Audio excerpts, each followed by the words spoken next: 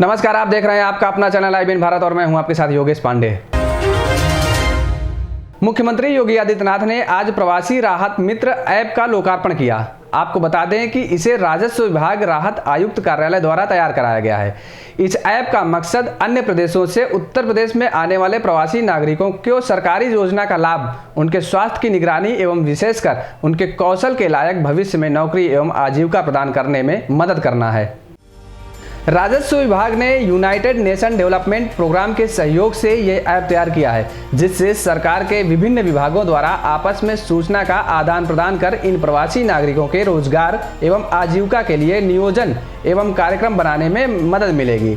इस ऐप के द्वारा आश्रय केंद्र में रुके हुए व्यक्तियों एवं किसी भी कारणवश अन्य प्रदेशों से सीधे अपने घरों को पहुँचने वाले प्रवासी व्यक्तियों का पूरा विवरण लिया जाएगा, ताकि उत्तर प्रदेश में आने वाले कोई भी प्रवासी छूट न जाएं।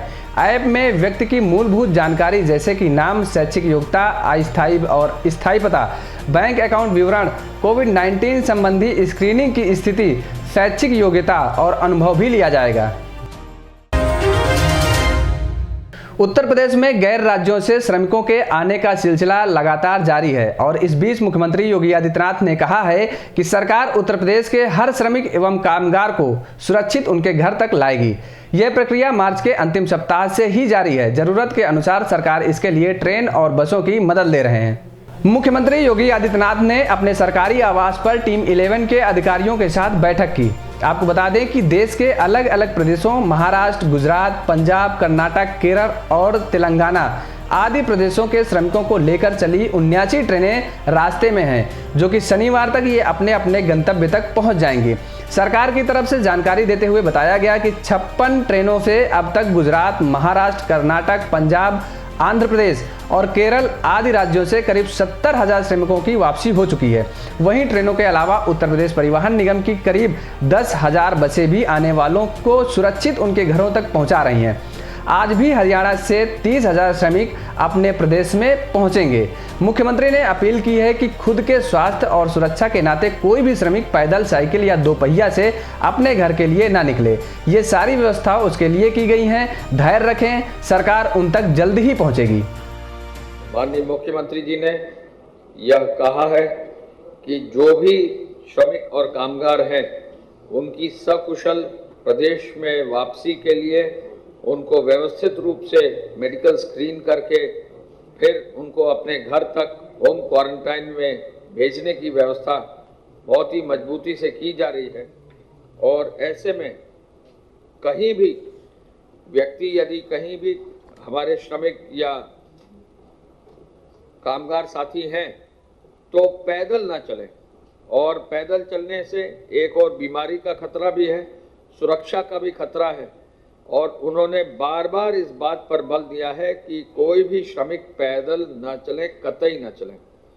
माननीय मुख्यमंत्री जी ने कहा कि अब तक मार्च के 22 मार्च तक लॉकडाउन से पहले 50 से 60,000 लोग प्रदेश में वापस आ चुके थे।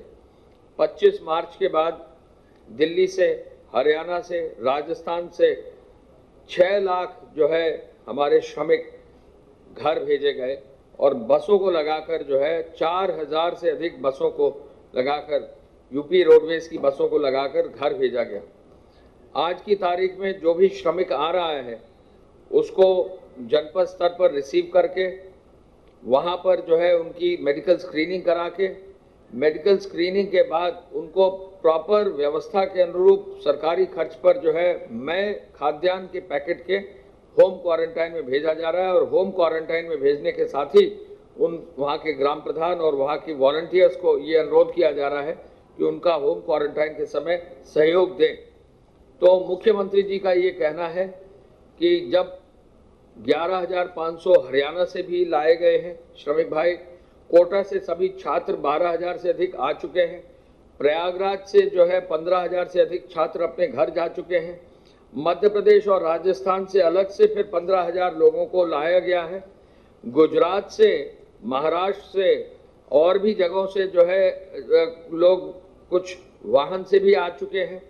हरियाणा से अब जो है हम लोग 30,000 लोग आज या कल तक श्रमिक और कामगारों को जो एग्रीकल्चरल लेबरर्स हैं उनको लाने की व्यवस्था कर रहे हैं। और उन्होंने ये भी कहा कि अभी तक अभी इस प्रेस कॉन्फ्रेंस तक जो है 69 ट्रेन हमारे प्रदेश में आ चुकी हैं।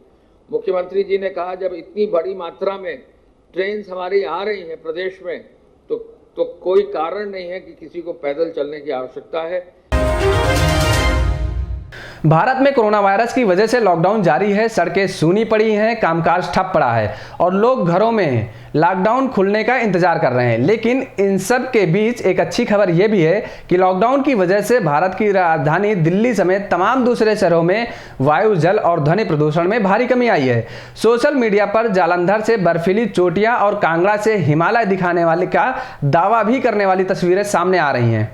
वर्तमान समय में पानी की शुद्धता सबसे बड़ा मुद्दा है और इस समस्या को हल करने के लिए वैश्विक स्तर पर कई अभियान चलाए जा रहे हैं। जहां केंद्र व राज्य सरकारों ने नदियों का पानी शुद्ध करने के लिए करोड़ों की धनराशि खर्च कर डाली है, वहां महीने भर से चले आ रहे लॉकडाउन ने यह काम बड़ी आसानी से कर दिया। इस समय लगभग देश भर की नदियों का जल इतना साफ हो गया है जिसकी किसी ने कल्पना भी नहीं की थी। जनपद औरैया के यमुना, सेंगर, सिमट अन्य नदियों का पानी लॉकडाउन के बाद बेहद स्वच्छ हो गया है। औरैया और जालौन जिले की सरहदों की पहचान कराने वाली यमुना नदी का पानी इतना निर्मल हो चुका है कि आप नदी के किनारे खड़े होकर पानी की सतह को साफ साफ देखा जा सकता है।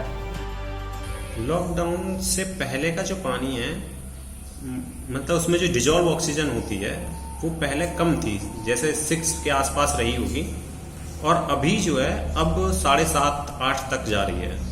तो जो ये लॉकडाउन की वजह से जो फैक्ट्रियां बंद हुए हैं, उसकी वजह से जो उसमें से निकलने वाला सीवेज वो नदियों में डलता था, अब वो बंद हो गया है। तो इस वजह से पानी की जो गुणवत्ता है वो अब ज़्यादा अच्छी हो गई है लॉकडाउन से पहले के हिसाब से, और पानी का फ्लो भी अच्छा है।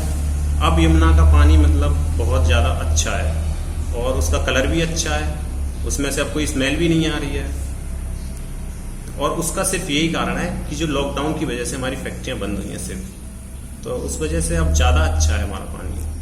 अच्छा, ये जो पानी इस समय जो क्वालिटी है, क्या उस पानी को पीने योग्य माना जा सकता है? देखो, पीने योग्य तो हम नहीं कह सकते, क्योंकि पीने के लिए तो हमें कई प्रोसेस से निकलना पड़ता है।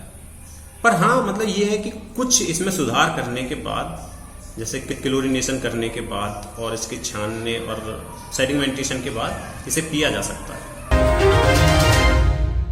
लॉकडाउन 3 में शराब की दुकानें खोले जाने के बाद शराब के शौकीनों की कारगुजारियां लगातार सामने आ रही हैं। ऐसा ही एक मामला गुरुवार देर रात हरदोई कोतवाली शहर के अशराफ टोला विष्णुपुरी में सामने आया। दरअसल परिवहन विभाग से सेवानिवृत्त प्रशासनिक अधिकारी रतन बाबू गुप्ता ने शराब के नशे में अपने बहू और बेटे से नाराज होकर अपने लाइसेंसी पिस्टल से ताबड़तोड़ फायरिंग की। देखिए किस तरह यह शख्स हाथ में रिवाल्वर लेकर नशेबाजी में अपना आपा खो बैठा है। इसकी इस हरकत के बाद दहशत में आए मोहल्ले के लोगों ने पुलिस को सूचना दी। इस दौरान उसके बहू और बेटे ने अपनी जान बचाने के लिए एक कमरे में खुद को बंद कर लिया था। जानकारी पाकर मौके पर पहुंची पुलिस ने को देखकर नशेबाज बाथरूम में जा छुपा, जिसके बाद पुलिस ने पहले घर के और बाद में बाथरूम का दरवाजा तोड़कर उसे बाहर निकाला। पुलिस ने लाइसेंसी रिवाल्वर समेत नशेबाज के कमरे से 2 नाजायज असलहे भी बरामद किए हैं। पुलिस ने आरोपी को अपनी हिरासत में लेकर उचित कार्रवाई में जुटी हुई है। कोतवाली शहर थाना क्षेत्र में विष्णुपुरी मोहल्ला है, वहाँ के रतन बाबू गुप्ता सन ऑफ स्वर्गीय रामचंद्र गुप्ता हैं, जो कि रिटायर्ड टीओ के सिपाही हैं। और इन्होंने आज अपने घर में कमरा बंद करके अपने लाइसेंसी रिवॉल्वर से फायर किया और उत्पात किया शराब पी करके। इस सूचना पर पुलिस जब पहुंची मौके पे तो वो घर के अंदर कमरे में दरवाज़ा बंद करके अंदर छुपे थे। पुलिस ने उनके परिवार वालों की मदद से दरवाज़ा तोड़ करके उनको बाहर निकाला, तो उनके लाइसेंसी रिवॉल्वर के साथ 7 जिंदा कारतूस, 4 खोखा कारतूस और 1 मिस कारतूस बरामद हुआ। साथ ही साथ उनके कमरे की तलाशी ली गई तो 2 तमंचे भी बरामद हुए हैं। उनके खिलाफ आर्म्स एक्ट का मुकदमा कायम किया गया है, जो लाइसेंसी शस्त्र की शर्तों का उल्लंघन करने का। साथ ही साथ 2 अवैध तमंचे मिले, उसका भी मुकदमा कायम किया गया है। उनको गिरफ्तार कर लिया गया है और पुलिस आवश्यक कार्रवाई करा रही है। मैनपुरी जनपद में भोगांव थाना क्षेत्र के मक्खनपुर गांव में बीती रात हाई टेंशन की विद्युत सप्लाई गांव के तारों में टच हो गई। रात लगभग 1 बजे गांव में हाई टेंशन करंट दौड़ने से बिजली उपकरण फूंकने लगे। बिजली उपकरण को बचाने के प्रयास में गांव के 2 युवकों की करंट लगने से गंभीर रूप से झुलसकर मौत हो गई।